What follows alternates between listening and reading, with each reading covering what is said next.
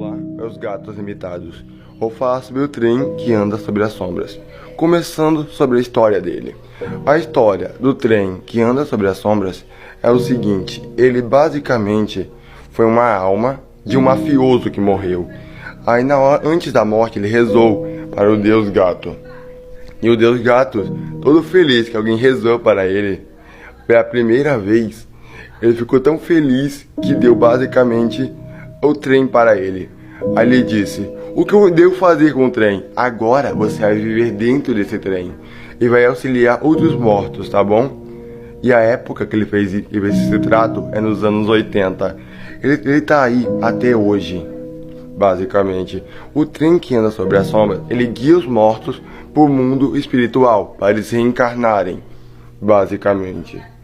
Aí você se pergunta: como um trem pode ajudar o mundo dos mortos? Você se pergunta. É o seguinte: ele leva as almas até o ponto onde fica o mundo dos mortos. Agora vou falar sobre os poderes dele. Com os poderes ele consegue viajar no tempo livremente. Ele consegue viajar por qualquer época e qualquer era que uma pessoa morreu. E como outro superpoder, ele tem uma luz que consegue cegar a sombra que ri. E cegar ela não é coisa fácil. Tanto que os dois, o trem que anda sobre as sombras e a sombra que ri, eles têm o mesmo nível de poder. E como outro poder do usuário do trem, ele consegue sentir quando um morto está perto. E ele consegue convencer esse morto a reencarnar, basicamente. Se um morto está perto dele, ele vai sentir que alguém morreu, basicamente. Aí você se pergunta: outras pessoas podem ver esse trem? Poder pode.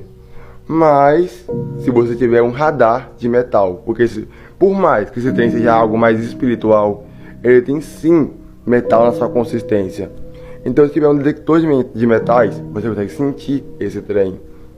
Você se pergunta: até onde vai os poderes desse trem? Ele é superior até do que a sombra que ri, basicamente. Você se pergunta.